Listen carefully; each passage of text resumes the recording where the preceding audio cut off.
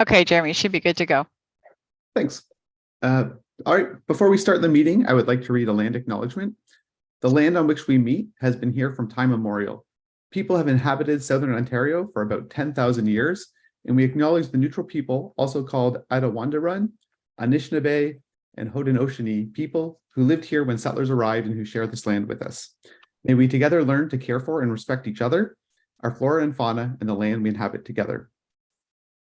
I will remind the committee and the members of the public that this meeting is being recorded and live streamed to the township's YouTube channel.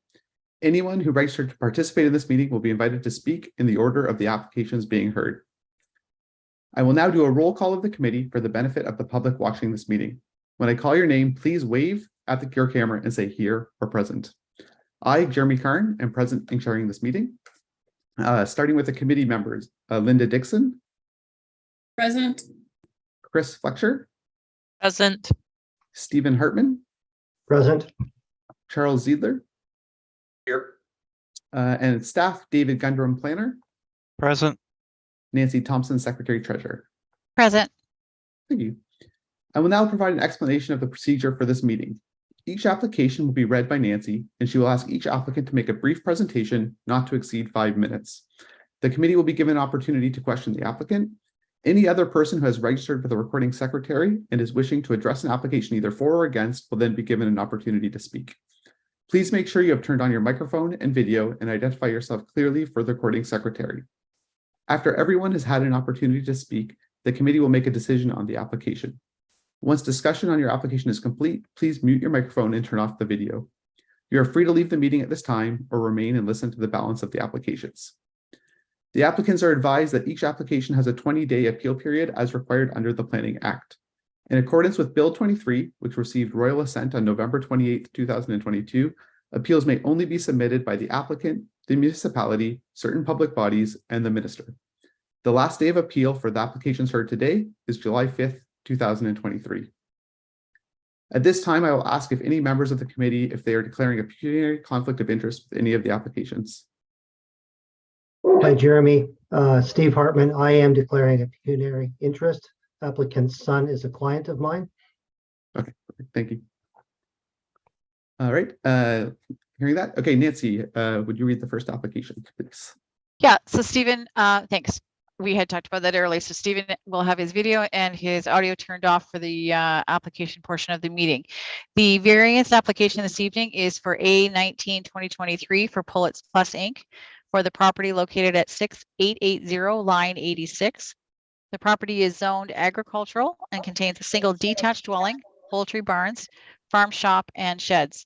The applicant is proposing the addition of an 86 square meter accessory dwelling unit and a 63 square meter two-car garage to the existing legal non-conforming dwelling. And it's requesting relief from the following. Relief from section 6.10.2a to recognize the building line setback of 4 meters to the existing dwelling, whereas 7.6 meters is required. And relief from section 4.1.4b to expand the legal non-conforming use of a single detached dwelling by 55%, whereas a maximum 25% expansion is permitted. And Clarence Martin is the property owner, is here to speak to the application. Thank you, Nancy. Mr. Martin, would you like to give a brief overview of the application? Okay, thanks for hearing this. Yeah, we were just looking to house elderly parents, and so this is where it started, and to try and find out what we can do, and we have the land here to do it. And I reached out to David then to see what we could do, and that's where we came to here, basically looking to set a garage there, get everything on in a single floor level for them. They're having more trouble with mobility right now, so that's in short, I guess. The rest is, I think you've probably seen the paperwork that I would have been sent. Thanks. Yeah. No, that's great. Any questions from the committee members? Yeah, Chris. I have a question about whether or not there's any elevation drawings for the addition.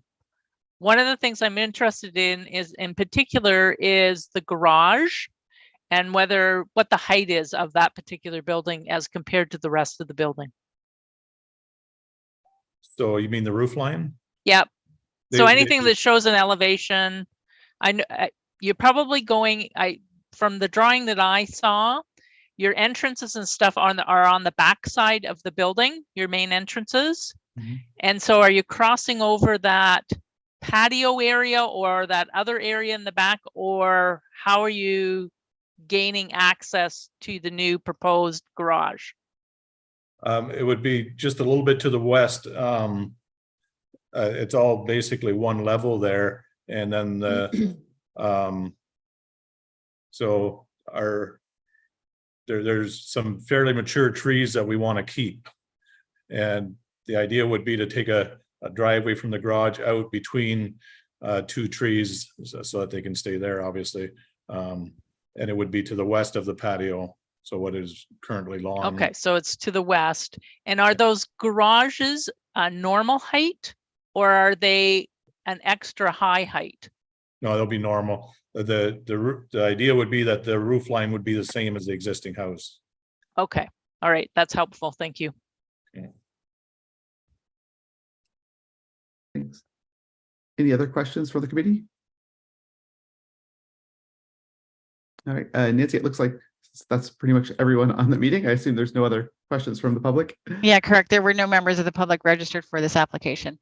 Perfect, thank you. How would the committee like to handle this application? Linda? Mr. Chairman, I'll make a motion. I move that minor variance application A19-2023 concerning the property known municipally as 6880 line 86 for relief from section 4.1.4 B to permit the enlargement of an existing dwelling by approximately 52% of the total floor area, whereas bylaw limits the enlargement of a legal non-conforming residential building by not more than 25% of total floor area, and also to recognize from section 6.10.2. D to recognize a reduced building line setback of 4 meters for an existing single detached dwelling, whereas the zoning bylaw requires 7.6 meters, and that be approved subject to two conditions: that the enlargement of the dwelling be consistent with the floor plans provided by the applicant, and that the reduced building line setback of 4 meters only applies to the existing dwelling and not the proposed expansion. Thanks. Seconder? Charles? Any discussion on the motion? All right, I will call a vote for the motion. All those in favor? Okay, that looks like everyone. All those opposed? Seeing none, the motion passes. I want to remind the applicant that the last day of appeal expires on July 5th, 2023. Thank you for participating in the meeting, and please remember to mute your microphone and turn off your video. Thank you very much. So my next steps would be to talk to David again.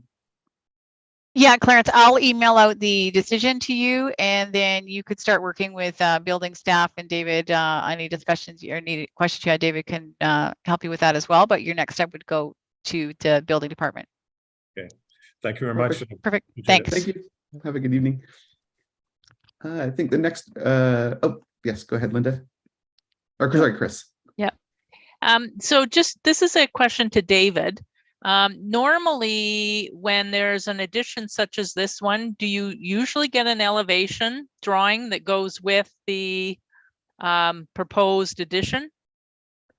Through the chair, Member Fletcher, typically we do. This was a case where it was pretty clear what the intention was in terms of like it was going to be a single floor with a standard garage forming that entire attachment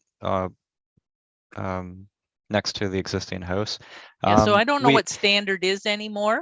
Yeah, because there's many places where standard garages are now might be larger than what a normal single floor house used to be, especially if the house is built in the 1950s or is an older house, right? So I can understand when it's a two-story, but I sometimes don't quite understand what standard is anymore. So I mean, if we do get some kind of elevation drawing that goes with you know, whatever a proposed addition is, it's very helpful from my perspective when I go to look at whether or not you know, the new construction is in keeping with the existing surroundings, which might weigh in making a decision. So I just don't know whether you normally get that. I know sometimes, you know, certain applications are kind of on a wing and a prayer, you know, piece of paper, may not be professionally done, et cetera, et cetera.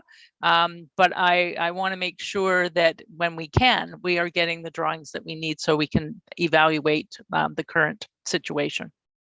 No, and I appreciate the comments, Chris. Again, we would normally get asked for elevations where, you know, there's a height restriction that Right. that they're challenging, or we want to make sure that it conforms to our urban design guidelines. Our design guidelines, you know, they're in this instance, they are guidelines. There wouldn't be any hard restrictions Yep. because it's not subject to site plan control. But I certainly appreciate what you're saying, and we do. You know, we do strive to provide the committee as much information as possible so that you can make an informed decision, and that the drawings that were provided are very clean and easy to understand, and there's no, you know, no ambiguity about what they're trying to present to the committee, right? So. Right. And I don't recall, and I could be wrong, so please bear with me.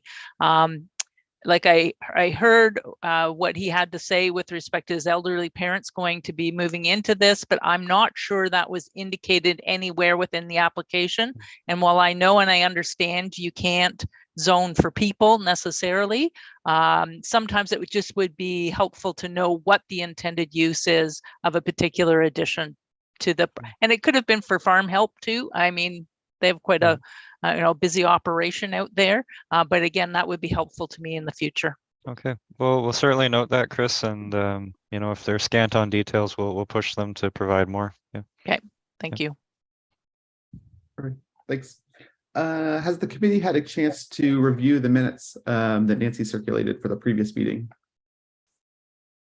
It looked fine to me. Sounds good. If we can just get a motion then to accept or amend Move those. a motion. Charles. Thanks, Mr. Chair. I'll move a motion that the minutes from the last meeting be approved. Perfect. And a seconder, Chris. All those in favor? And that's everyone. So those are Perfect. approved. And as there's nothing, I don't believe there's anything further to discuss, Nancy. No, there's nothing further to discuss. I don't think David had any updates. We have 2 applications for the July meeting that I will email out tomorrow. Yeah, and then we'll go That's from the there. 10th, right, Nancy? That is Monday, the 10th, correct? Yep. Okay, thank you. Yeah. Perfect. Yeah, How many I'm away the fo- applications? Just 2. No, I'll be around for that. I'm away the following weekend or the following Monday, so. Good.